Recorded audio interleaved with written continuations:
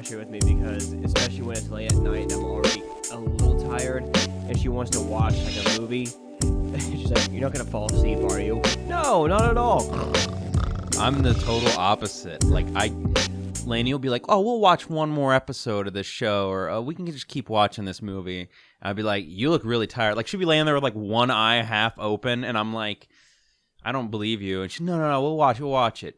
Halfway through like the show or like a little bit into the movie, I look over, eyes are closed. I'm like, "God damn it!" Like, Hey, I feel her. Because then she'll be like, "Oh, I got to rewatch it. I don't remember anything that happened." And I'm like, "It's because you were asleep." Like I told you would be. Oh my god. It is the SuperClash podcast, a podcast about shorter games. It is episode 57. I'm your host, Kale. Hey, it's Connor this time.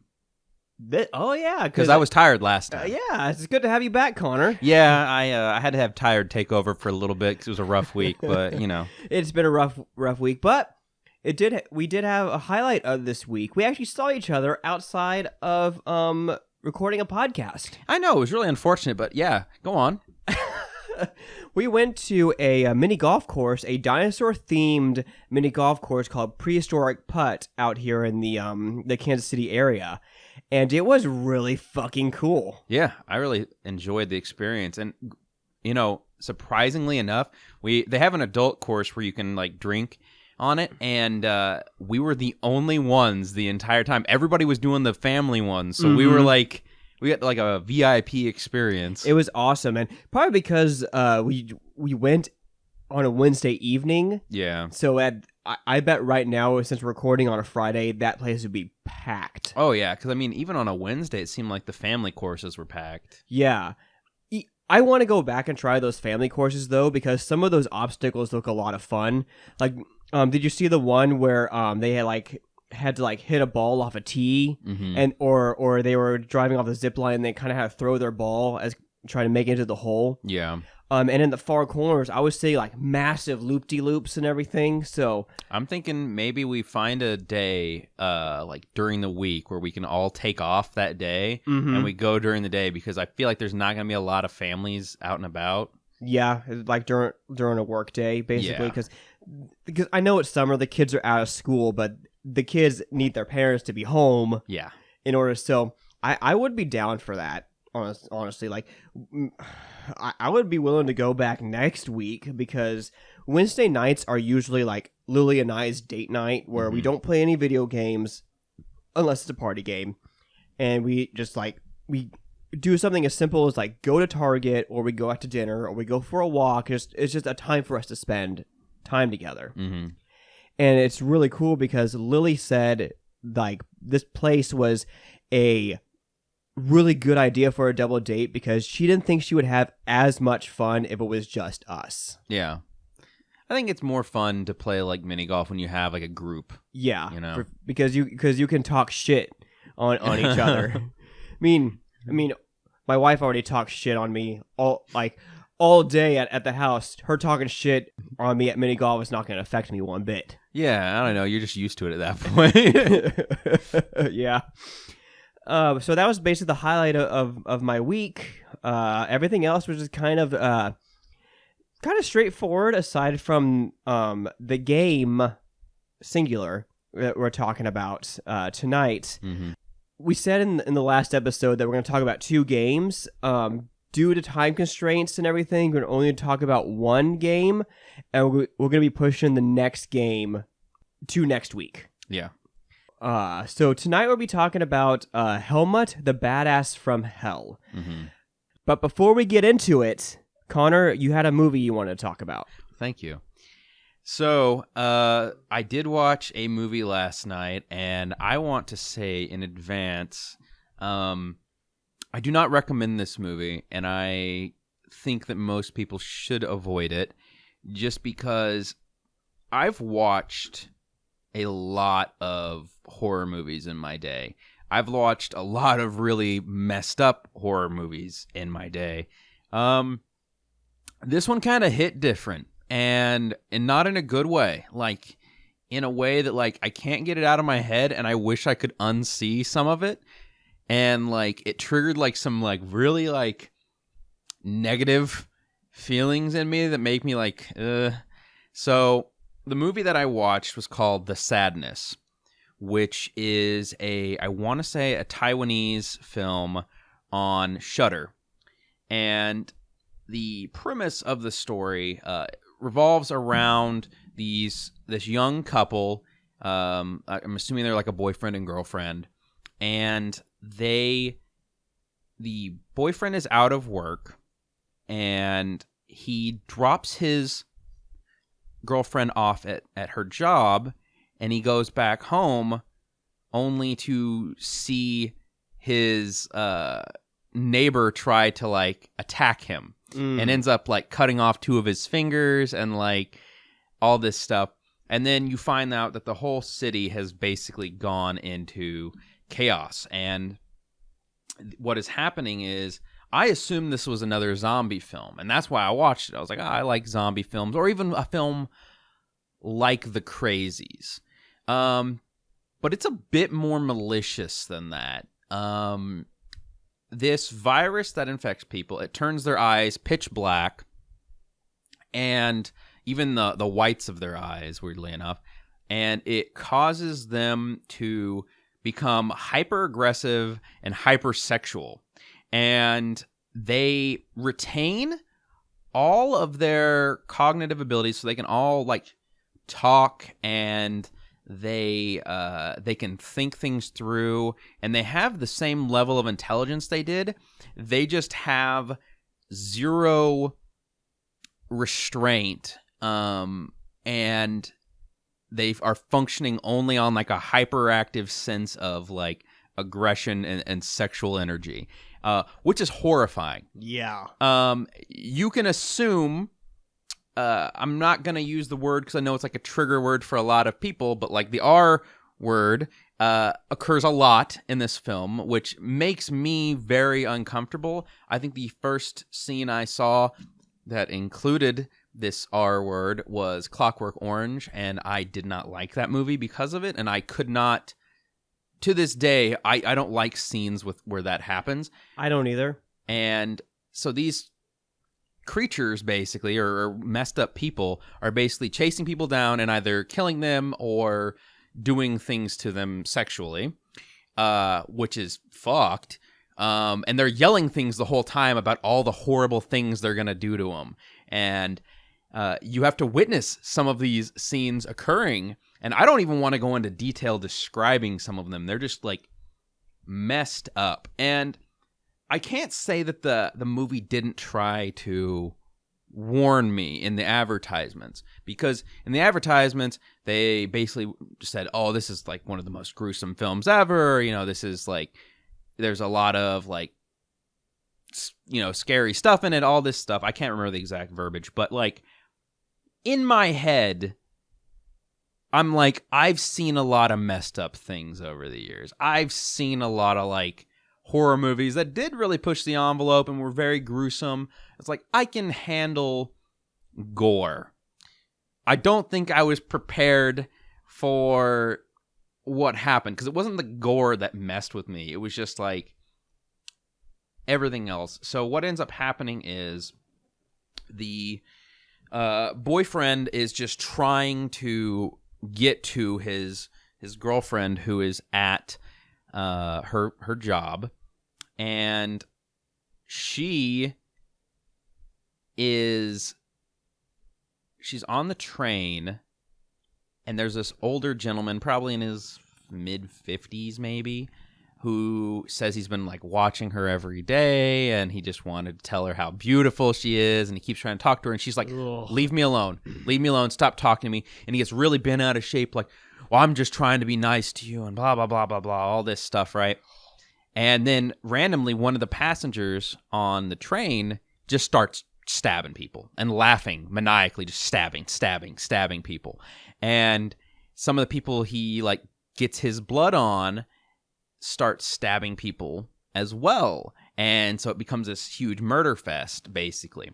And while this is happening, the main character was going to go get some coffee at a local like restaurant, coffee shop thing.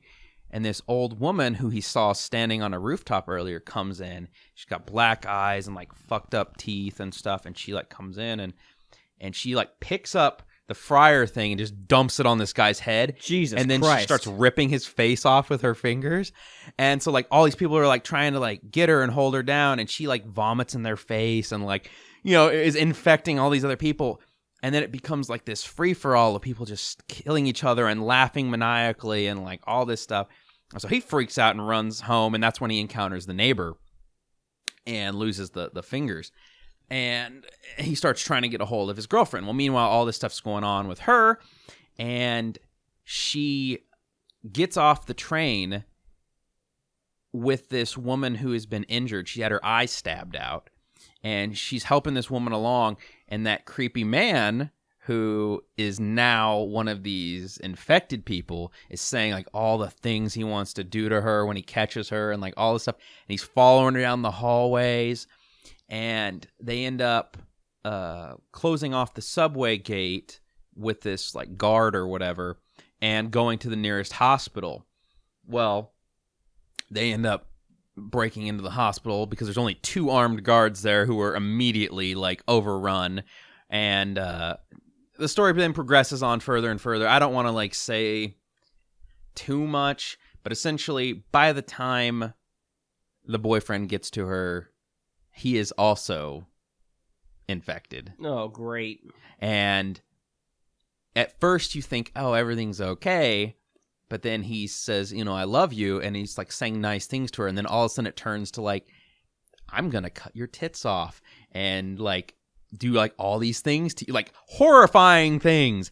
And I'm like, oh my God, what is this movie? And then at one point there's like a blood orgy. And like, I'm just sitting there just like, I remember looking away from the screen many times being like, what the fuck did I just watch? And afterwards, I remember laying there in bed, and I'm just like, no matter how many like silly, like stupid videos I watched to try to like get it out of my head, I kept waking up in the middle of the night thinking about it, just because it's like it was just so messed up. And I'm not even trying to go into detail on some of the horrific shit I saw. I don't even want to know. Yeah, I don't want you to watch it. I don't want anyone to watch it. It's fucked. But I mean, if you really want to traumatize yourself or you think that you're numb to it, I do have some questions about anyone's mentality who can watch that numbly and not response or actually enjoy it. Because I don't enjoy shit like that. Like I think they should have capped it at them just being violent. Yeah. I don't like sexual violence. I don't either. I find it very gross and uncomfortable and a little too real in a way. It's that whole thing where where horror kind of blends with reality. Like what's a good example of a horror movie that kind of blends with reality? Gosh. I guess, like, for example, The Purge. This is the only thing that I can think of. Like, I know The Purge is not going to happen, but the crazy people who can just go in and just murder a whole family, you know, that is too real for me.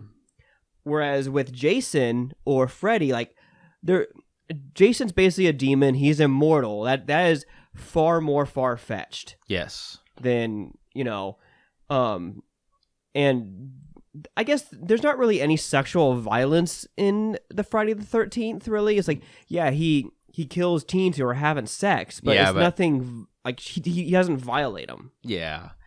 And I don't know, it's just gross. Like, and not even, like, in a gross, like, ooh, it's gory way. I can handle gore. I couldn't stomach this very well. No. And honestly, I still need some kind of like palate cleanser to like remove that. And honestly, you need some eye bleach. I kind of wonder how this film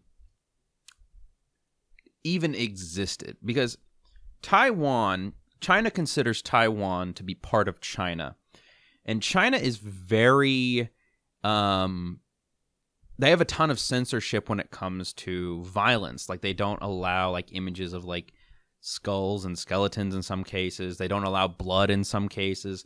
So I kind of wonder, like, how this film came to be, you know?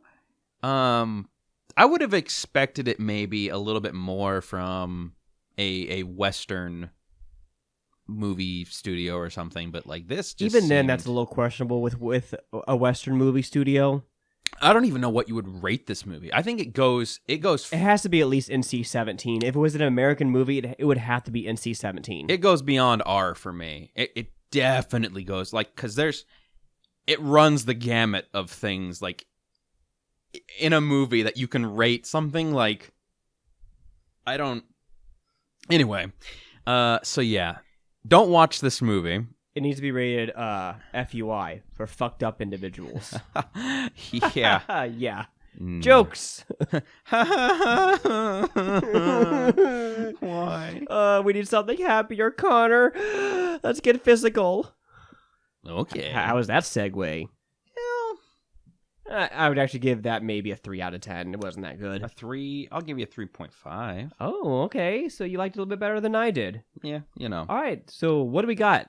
Alrighty. So I'm bringing up our list of things here. Okay.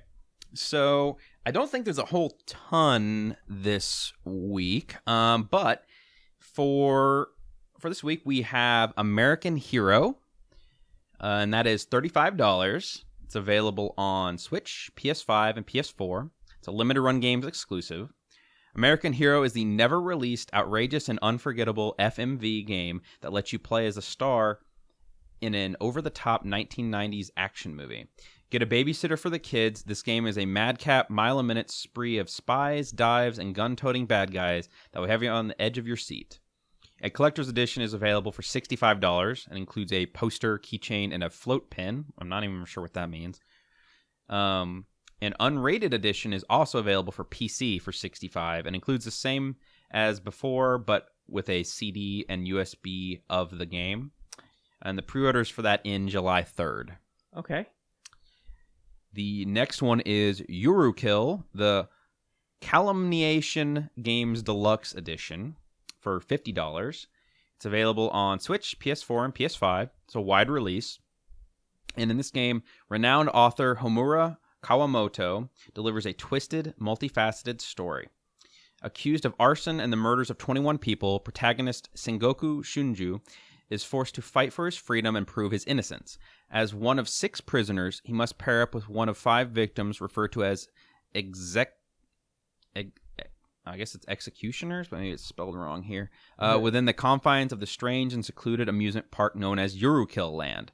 Together, each of the 5 teams, mass murderers, death-dealing duo, crafty killers, sly stalkers, and peeping toms, must face and overcome the entertainment venue's so-called attractions in order to attain what they desire. Should the prisoners succeed, their crime shall be pardoned. But if the executioners win, they will be granted revenge for their loved ones. Includes digital soundtrack, softcover art book, and a reversible cover. And it releases July 5th.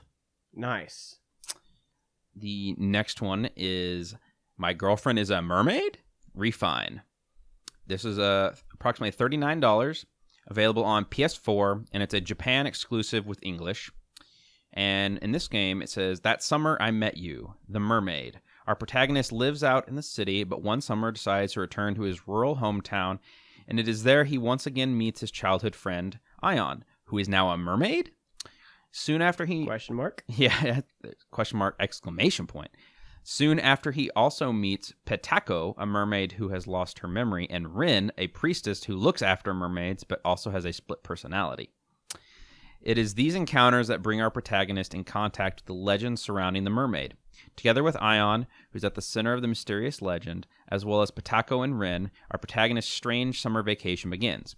My Girlfriend is a Mermaid is a heartwarming visual novel with multiple choices and endings, as well as a beautiful live 2D animation.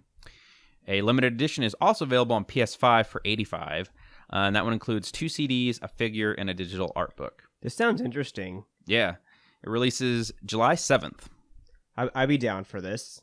I have the game on Switch, which I think this one has more content because it seems like it's a different version. Mm-hmm. And I backed it on Kickstarter years ago, so yeah. Nice. I think my name may be in the credits of it. Like, The next one is Klonoa Phantasy Reverie series. Prices on this one range between $39 to $53, depending on your platform and your region. There were too many to list out. It's available on Switch, PS4, and PS5, and it's available in Asia, Japan, and Europe, but no US release. So you're going to have to import it from one of these places. It says, Klonoa is back. Klonoa Phantasy Reverie series brings back Klonoa Door to Phantomile and Klonoa 2 Lunatea's Veil, remastered in one collection to fans new and old. You're ready to set off on an adventure to save the world. Releases July 7th. Okay. We have one more, and it is MADiSON Possessed Edition. It's a horror game. It's $40. It's on PS4 and PS5. It's a wide release. Though I will say I could only find it at a few retailers like Best Buy. So it might be limited in some capacity. It says, suffer the brutal torment of a demon forcing you to continue a gory ritual. MADiSON is an immersive and terrifying first-person psychological horror game featuring disturbing gameplay and an unsettling and compelling narrative. With the help of an old instant camera, connect the human world with the beyond, solve puzzles, explore your surroundings, and more importantly, survive. The Possessed Edition features a camera skins DLC, 2 instant photos, the storybook of Blue Knees, ritual cards, Blue Knees song music sheet, and a digital audio file, plus more. Releases July 8th. Sounds like another Fatal Frame inspiration. Yeah, that one I was definitely interested in checking out. And I did some Googling because you didn't know what a float pen was. Yeah.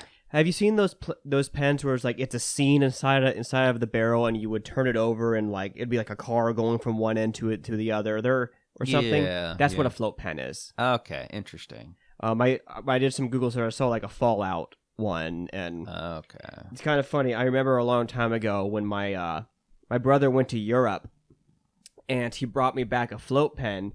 It had girls on it, and he would flip it over, the clothes would be removed.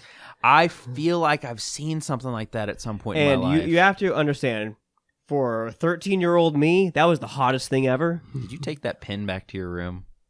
I'm not going to confirm nor deny. Oh, no. Gross.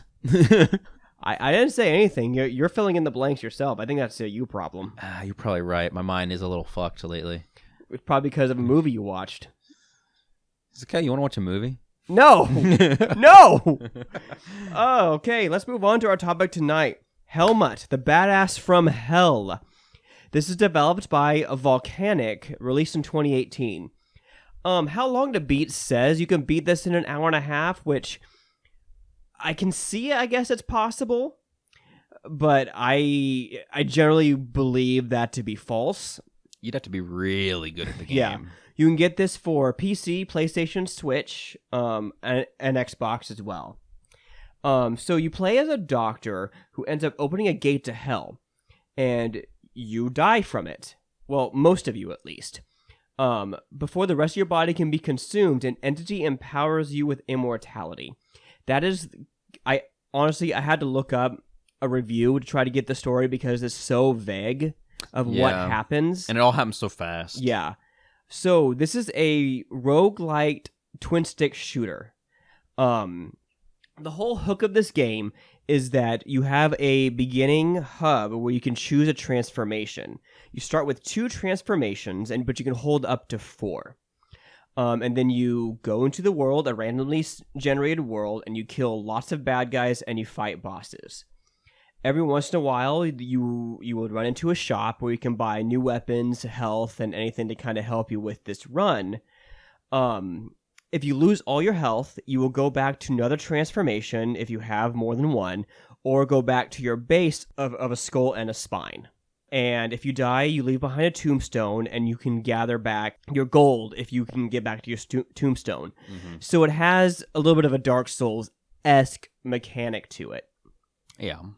So the wireframe of this game is a very good idea. Yes. I like this idea of having 4 transformations and essentially 4 lives to get through a level.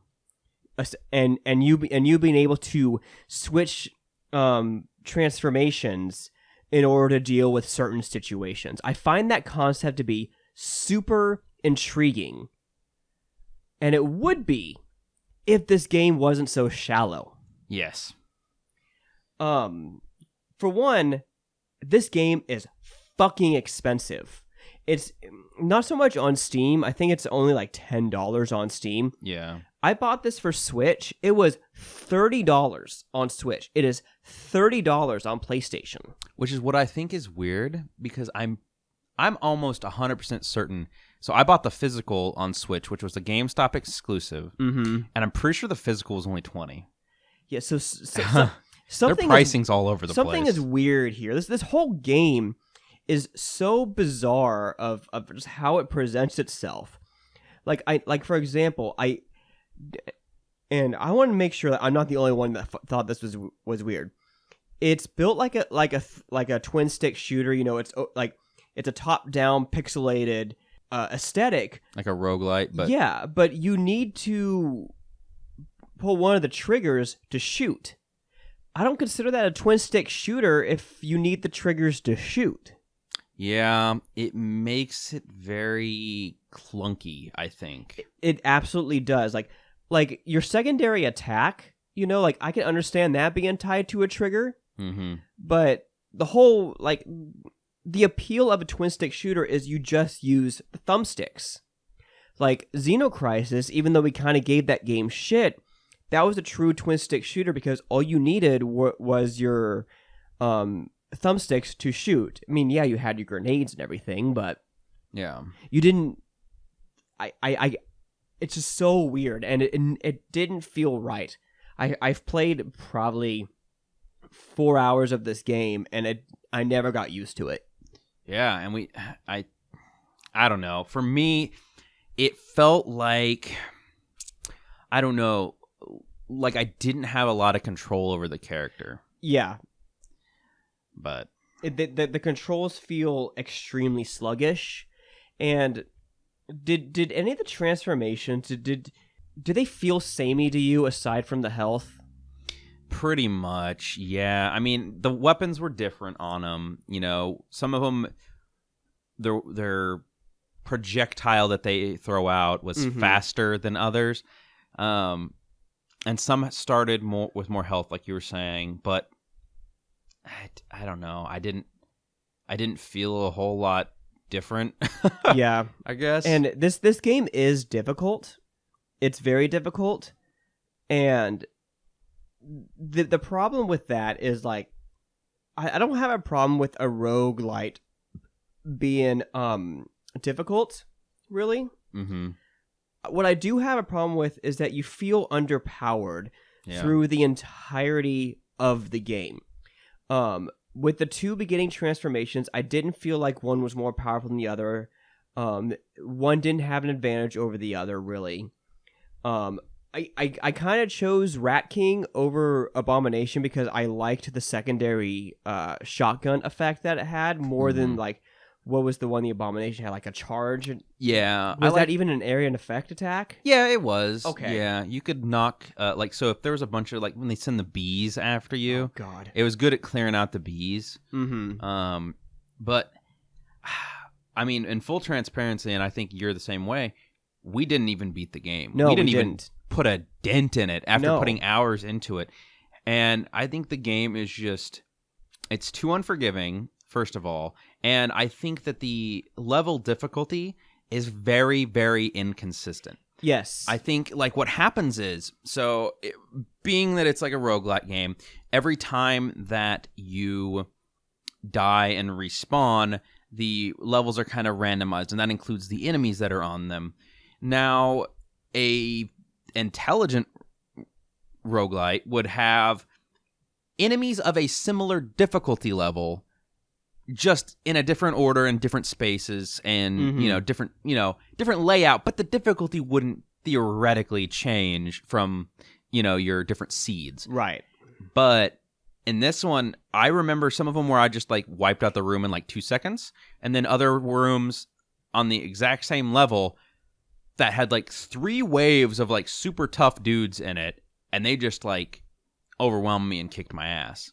Yeah, and keep in mind, this is the first level. Yes. The first fucking level. This is not like you're 2 bosses in and all of a sudden it's difficult. No. Yeah. It's and another thing too is like you do unlock transformations in order to make your experience easier as you go. Mm-hmm. However, and I had to look this up, they're not permanent. If you die, you lose your transformations, and the only way you can get them permanent is if you beat that run through, and then you can go back to your hub world and then be able to choose that transformation to start out on.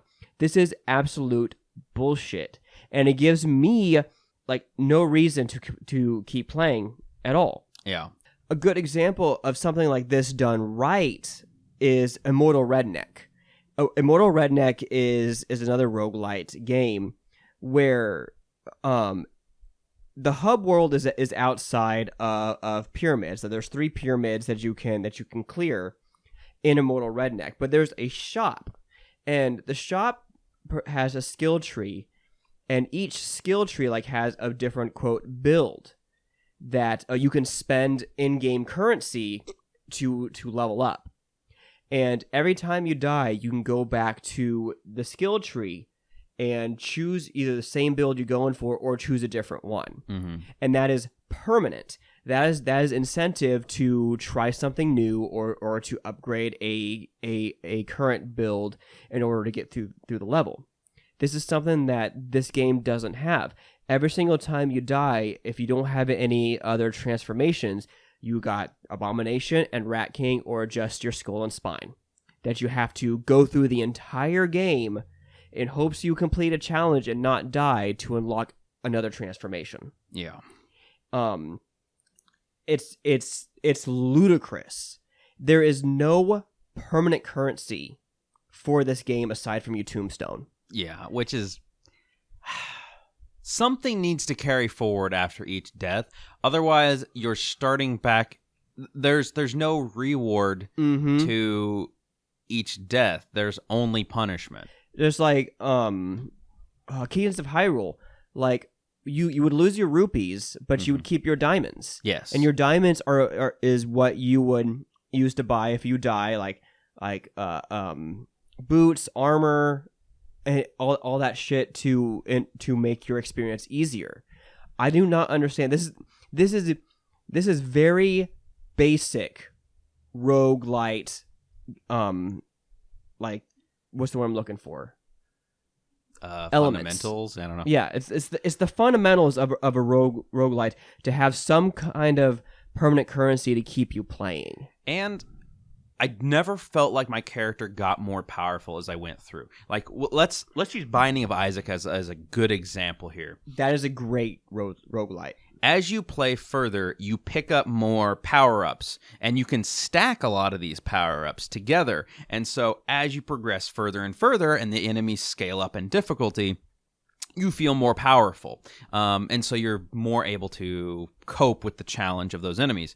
But in this game, the best you can pick up is different guns that you come across, which I don't feel like felt any better than what I already had. I felt like if anything, some of them were worse. Yeah, I felt like the machine gun was no more powerful than your shotgun or vice versa. And the grenade launcher was clunky too. Like it just like trying to lock on a hit with that was just Yeah. I don't know, man. This was a very difficult game to get through. Like this game was also just kind of boring. Yes. Too. I felt no desire to come back to this one. No, not at all. Even Xenocrisis, I wanted to actually keep playing and try to finish. Yeah. This one, after dying and dying and dying and making basically zero progress, and there's no difficulty options, there's, no cheats that make it easier, and we'll get into the cheat codes later, God. but yeah, it didn't draw me in at all. And yeah. And thank you for bringing that up. It feels like the devs completely abandoned this game. Oh yeah, like There is no accessibility options. There's no like additional content. There's no DLC. And keep in mind, what did I say this game was released? 2018. So it's been 4 years since this game has been released, and there's been I don't think there's been any patches. I don't think there's been any like additional content or any of that. And we want to mention as well that your hub world has like a vending machine. What you can do is put in a code. There is nothing online about these codes. There's one code, and it's if you put all Game Boy symbols in. It gives you like Molotovs, basically. There is nothing. No one has the desire to find the codes for this game. Who puts in a cheat code mechanic and doesn't actually provide any cheat codes? Or like the devs didn't like leak them or something like that. It's like it does not make any sense. No one cares about this game. Well, even on the forums, they reached out to the devs, and the devs said, "Yeah, sorry, we only released one cheat at one of our conventions, but other than that, we don't have any ones." Wait, so they don't have? So that was their only cheat? Yes, that was the only one they put in was for Molotovs. So was their intention like if this game like were to lift off, they would release some more cheats? Maybe. But that doesn't make any sense. At least put in like cheats. Like, I mean, I don't particularly think it's like a bad way to play a game, but like put in cheats, maybe make it better difficulty. Put in one that gives you additional lives. Put in one that gives you full health. Something, or at the very least, like listen to the feedback of like people who actually paid the money for this game. This game has a 6 out of 10 on Steam, and I can't remember all the reviews, but I think a lot of the reviews said this game is pretty shallow. So work on it, make it better. Introduce something that gives people incentive to play. Do a little bit something of what Returnal does. I think Returnal is probably a pretty close cousin to this game with certain mechanics. With Returnal, if you die, you literally do start back at level 1 until you hit a certain point. And when you die, you lose your gun, you lose your upgrades, you lose everything, and you go back down to your pistol. All right? However, Returnal has Ether, which is your permanent currency. You do not lose Ether when you die. And the hub world next to your ship has a dispenser, which you can dispense Ether, and it could drop like a potion. It could drop a gun for you. It's random. And there are ways you can earn Ether by completing random rooms, completing daily challenges, and everything. Yeah. Aside from that, any upgrades you have with your guns is permanent. It's permanent no matter how many times you die. So, for example, the Hollow Seeker, if you have like a level like a Hollow Seeker with like 3 different power-ups, which is randomized, those power-ups that you get if you upgrade them fully will be permanent. So you could be at level 1, but basically have equivalent to a level 10 Hollow Seeker machine gun. Yeah. And that gives you incentive to keep playing through the game and open and up your weapon proficiency, which in turn would drop a more powerful Hollow Seeker with those upgrades being more powerful. Yeah. Something as simple as that could jumpstart this game to be something great. If this game had a patch where it introduced those kind of mechanics to at least give you incentive to keep playing, I would give this game a much higher review or a much higher score, and probably recommend this game. Because, again, I find the wireframe of this game to be very, very intriguing. Yeah, like the concept is cool. The different enemies are kind of cool. Oh, yeah. The different transformations you can make are kind of cool. And, like, all that's fine. I think, and I kind of question, actually, we both played it on Switch. I was reading through some of the reviews last night about the PC version, and I wasn't seeing any of our, other than broadly, I wasn't seeing any of our critiques in there. The most I saw was that, other roguelikes did it better or something like that, but nothing as critical as us. So I kind of wonder if the PC version's different. Not that I want to give it a shot, because I think this has soured me on it, but I kind of wonder if it's a different game, or maybe it's more accessible. Because not a lot of people were saying, oh, this game is too hard, or oh, it's too unforgiving, or anything like that. No one was saying any about that on the PC. It's really weird to try to find information on this game, because not only is there like no cheats released for this game or any patches released for this game, but I tried my damnedest to try to find a review for this game by like Game Informer or IGN, GameSpot. There is nothing. Mm-hmm. Nothing. The only thing I could find were just like indie sites. Yeah. And those indie sites seemed to like it. I don't know if these indie sites were afraid like they would get backlash from the developer if they were to review it poorly or not. But or maybe they did like it. I'm nothing against them if they liked it. Maybe they're just way better at video games than we are. Maybe. I don't know. And so they didn't face any challenge and they just breezed right through it. But in comparison to the other game we were supposed to review tonight, this game leaves a lot to be desired.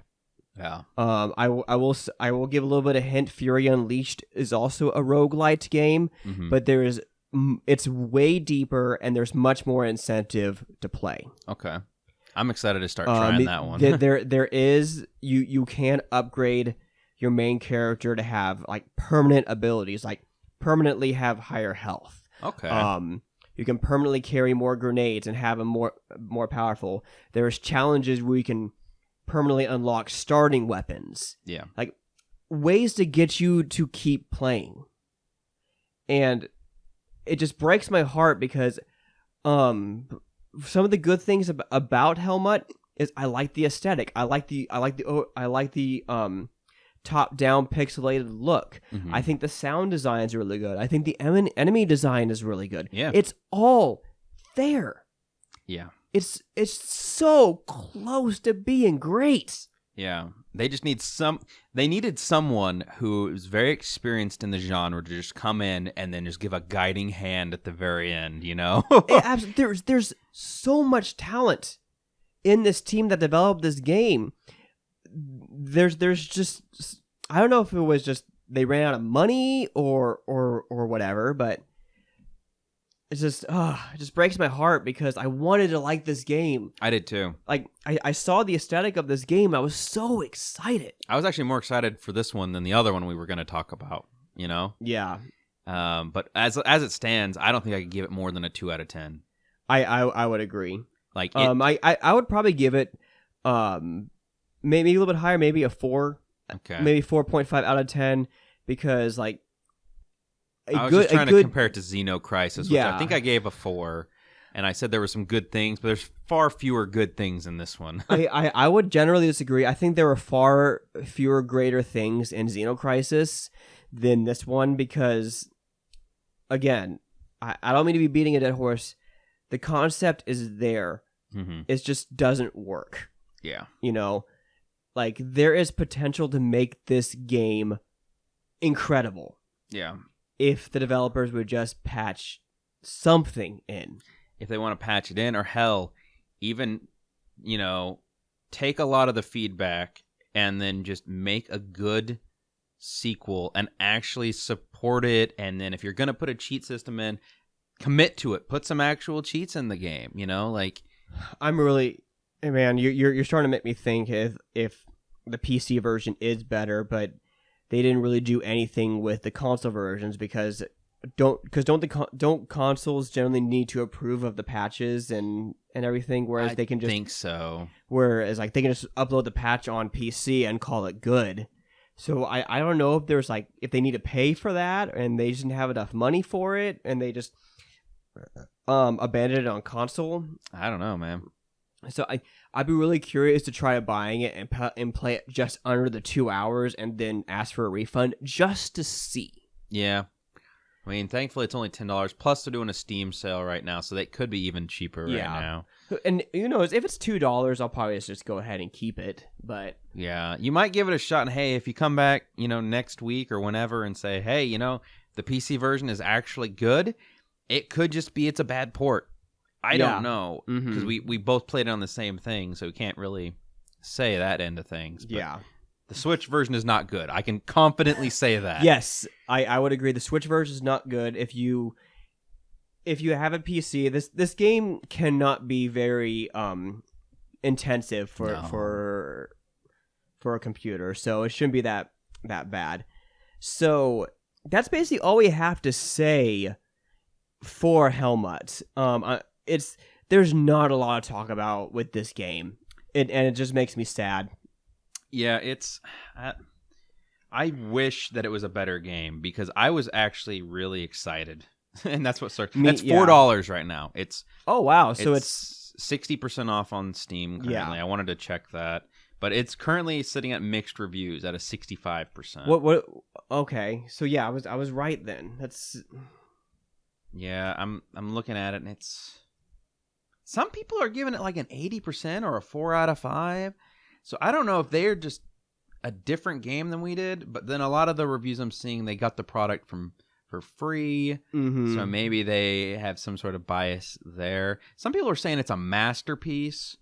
Like that's really weird. This game, blah, blah, blah, mostly positive, fun game, great art style, surprisingly good. Does have a good art style, but like I don't know. I don't like. I'm looking on the site right now, and there's nothing from the developers. I'll click the developer here. Of course, the computer's running slow right now, but I'm not gonna wait for it. Overall, this game is just disappoints me. Yeah, it seems like most of the critiques I see are just saying that it was just boring. And like, oh yeah, I can understand that. I can agree with that. Yeah, definitely. I think it goes beyond that as far as the negatives, though. But I mean, as I said, it could be a different experience. I don't know. Mm-hmm. So that'll just about do it. Oh wow. Okay. I just hit the community settings, and people the only questions that they got was from like 2018, 2019, and closed beta available now from 2018. Okay, so there's something as recent as someone reported a bug in 2020. Looks like there's been no response. So yeah.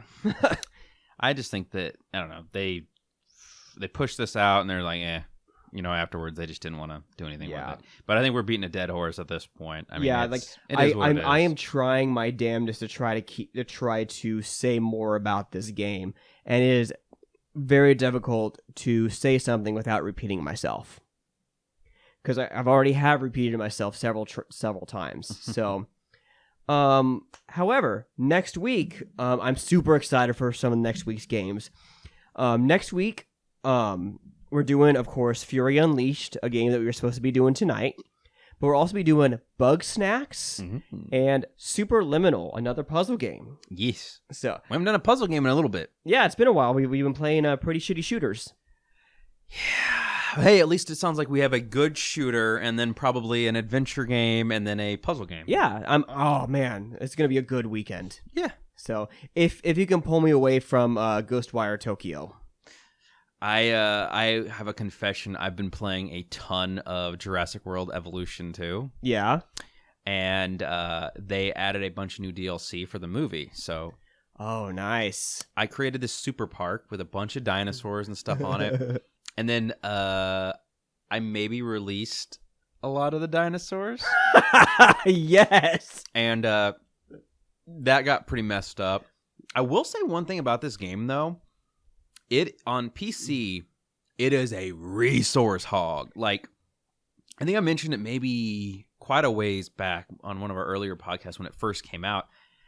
When you start up this game, at least for me, it flipped my surge protector Jesus Christ. twice. Like, that's how much power it was drawing. I had to move it to a surge protector by itself. And then when I was running it, I noticed after about 30 minutes, my PC was like hot to the touch, like, you know, like very hot. And so what I did was I took off the glass panels off my computer. I brought my Dyson fan. I just sat it on it and turned it up to max and just blew into it. I'm really surprised like there's not anything that tried to at least optimize the power. Here's the fun thing. They released a new set of drivers for it, and they broke the game. Oh, really? I had to roll back the drivers. They have yet to fix it as of this recording. But what happens is you put these drivers in, and it makes the game unplayable. That you get like these black lines that just keep popping in and out of the screen the entire time. And people reported it, but they had not solved for it yet. So maybe there were some optimizations in there that made it run better. But I had to roll it back to previous drivers to get it to play.